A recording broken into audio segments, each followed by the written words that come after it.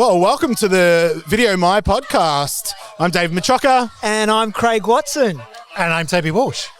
Very exciting today. We've got the keynote speaker from ATC, Professor Toby Walsh, with us, who's Chief Scientist at the University of New South Wales and author of The Shortest History of AI, Faking Getting AI in a Human World, Machines Behaving Badly, and 2062.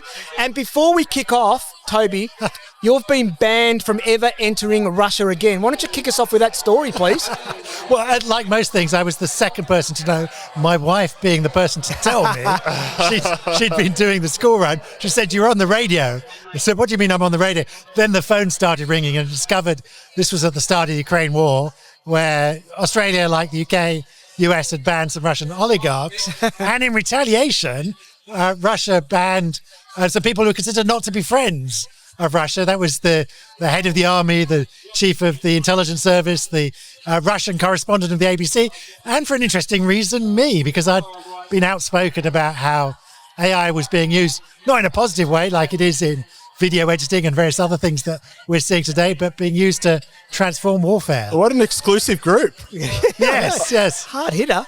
Now, your presentation today, Toby, was really busting some myths around AI, and we're so interested to hear more about it. So, There were a lot of myths. For those who didn't attend, there were so many myths. But for people who can't, well, we're not going to go through every single myth, but what do you think is the main takeaway that you would like people to have taken away having walked out of your session? A couple of things. First, that AI is a fantastic revolution that's happening.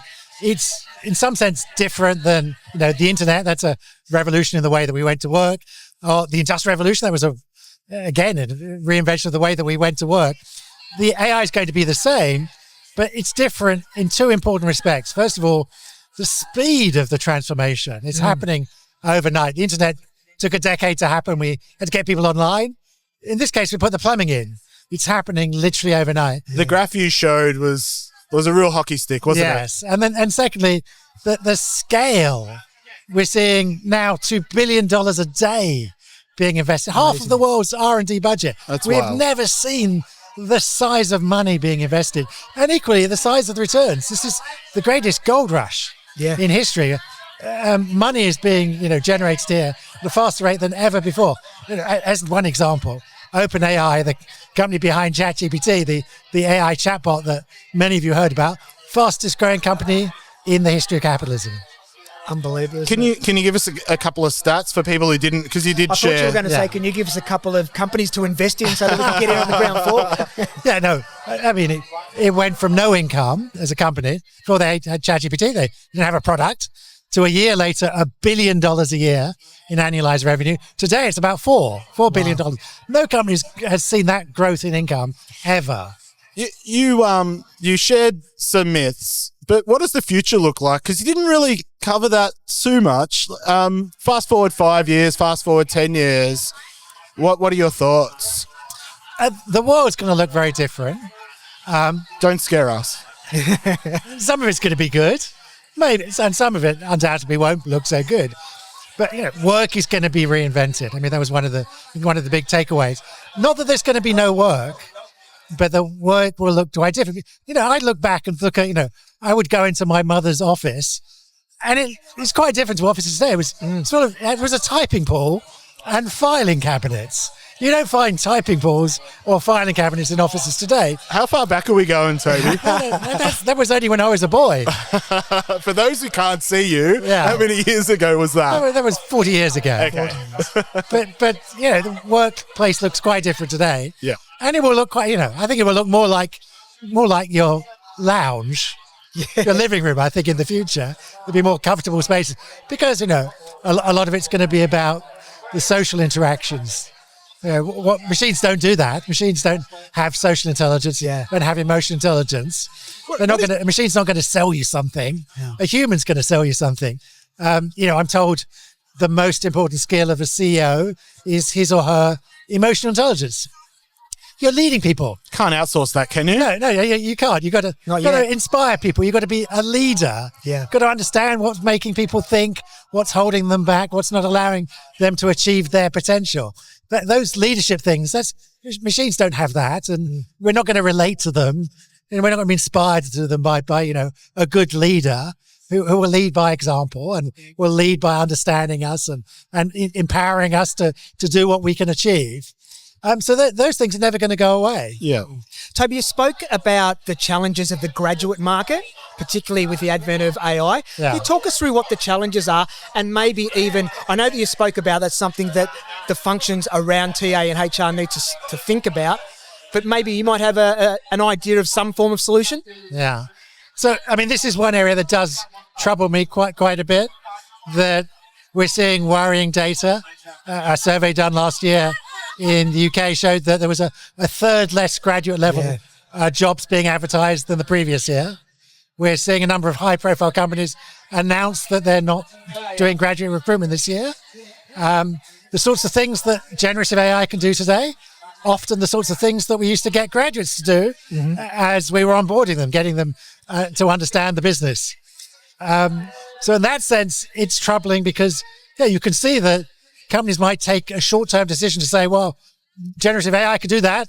It's going to do that much more cheaply, much more quickly. Why should we hire those people? Yeah. But if you don't hire those people, who are going to, fill the middle and upper levels of management in your company? Who's going to learn your business if you haven't brought them into the business? So I think those are somewhat short-term decisions, but we do have to work out, how are we going to get people into the business if we've already kicked away the first rung of the ladder? Yeah, it's very interesting. As an authority AI, what has surprised you most about this change of AI in the workplace? What surprised me is not the technology. The technology does what I think it was going to do, but it is just the scale of investment. I never expected to see so much money being thrown at the field, and that is fueling some of the advance. That it's happening so much quicker and at so much greater scale than I could have ever imagined. That people suddenly realize the potential that was there, that we'd been working. People think it's an overnight success that happened when ChatGPT was released. No, I mean we've been working on it for 50 or 60 years. Like all those overnight successes, it was 50 or 60 years in the making. But finally, it's practically useful. It's doing useful stuff. It's helping you edit videos. It's generating videos. It's helping you scan CVs. There's so many different applications in almost every aspect of almost every business. I mean, it's actually we play a game which is name me a part of a business or a job that AI isn't going to help with. It's actually quite hard to win this game. Okay. If you want to play the game, but someone names something and then I point out some research or somewhere where people are developing it. I think the only real winning answer is politician. Because politicians will mandate that AI can't be used to do what they do. I was thinking of a drinking game, very late at night. What could we play? Well, let's play an AI game. What won't AI affect? Let's go. What jobs? So, aside from politicians, you'll talk maybe things where there needs to be human interaction, sort of like maybe some forms in medical, maybe a nurse. Yes. How can that be impacted by AI, do you think? Well, certainly, I mean, for example, in Japan, aging population, they're starting to use AI robots to help them do the heavy lifting, literally the heavy lifting in nursing homes. Yeah. Which is actually fantastic because it enables people who don't have the strength, maybe you're a very petite young girl, you don't have the strength to lift a very heavy older patient up. Now you can serve those people. But what's important with nursing is the human relationships. The nurse who will sit down and have a chat with you, find out if you're taking your meds and so on. So they'll have more time to do that. And AI robots will be used to do some of the things that the heavy lifting. Let me ask you a tough question. So academia ordinarily moves just a tad slower than the commercial world in change and advent of change.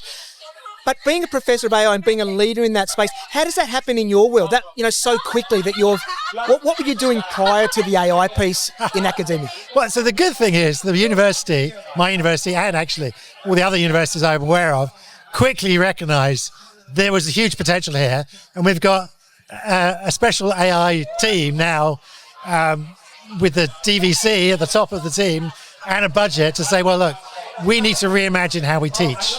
Yeah. I mean, we need to reimagine how we teach because of COVID. That changed people's expectations. But now we have a technology which means that we can't set exams like we used to set exams. Yep. If AI can answer the exams. Equally, these are fantastic study tools. You can ask them to give you test questions. We can ask them to give you revision notes. They're actually fantastic tools to actually level the playing field and to enable us to deliver quality education more effectively, more efficiently to more people. But equally, they also change what we need to teach. Yep.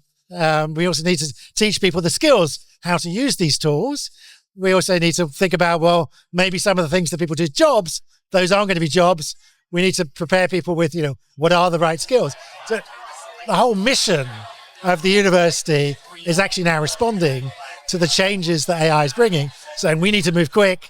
We need to respond to lift our game, the way that we teach, the way we do research, also what we teach and how we research. I feel like we could talk to Toby for a very long time. I do have one final question. Go for it. And it might be helpful for companies, even here, people who are wandering around representing some incredible companies. They are apprehensive about introducing AI. Some companies are a bit funny about where their data is sitting. What advice would you give to CEOs or executive teams that are a little bit apprehensive, who don't want to, who are not yet in a position to embrace AI? Yeah. Well, my advice is that this is going to be like social media, smartphones, the internet. It's going to change how everyone does their business. So you need to start thinking, well, just like you need an internet plan and then a social media plan, you need to start thinking, well, what's my AI plan? Now, that doesn't mean you need to go all in today, but you need to start thinking, well, the great thing about the technology is it's very democratized. It's very easy. There's plentiful tools, many of them free, loads of courses. You're the expert in your business. Now you need to learn a bit about AI so you can see, well, what are the opportunities for us to slowly infuse some AI into our business to remove some of the frictions. So your advice is to start small. To start small. Don't start on any mission-critical things. Okay, like Medibank did. And yes. 4 days, nothing big like that. Yeah. Start on something which, is going to enhance your business, but isn't going to stop your business if it fails, right? Because lots of the AI projects don't succeed, right? But start getting your hands dirty because you need to pick up the AI skills because there's no AI problem in your business. There's a business problem to which AI might be usefully applied. And you're the expert on your business. Now you need to know enough about AI, its capabilities and its limitations to see, well, is AI at all that could help me reading the CVs that come in to find a short list of candidates? Is AI something that could help me get references from my job applicants more quickly? Could it help me in this workflow, or is it going to hinder me in this workflow? So that's something where it's important that we build the relationship with the customer. So we shouldn't put AI in there. We should actually free up some time so that we've got more time to speak to our customer. I think they're all in on the efficiency gain for AI. It's what they do with the data. I think that's where the apprehension is for a lot of these executives or CEOs who are running these talent functions. How should they be thinking about data and the privacy? Data is at the heart of it. You're going to get AI to work. You're going to train it on some data about how your customers or how your business is running. So the first question you always have to ask is, are you collecting the data? And then you have to start worrying about those issues. You're worried about issues like privacy, because as soon as you start collecting data, there are consequences. Yep. Data lets you do stuff, but data also can fall into the wrong hands or be misused. You have to start worrying about how you protect that data, what's going to happen with that data. So data is the heart of any AI journey.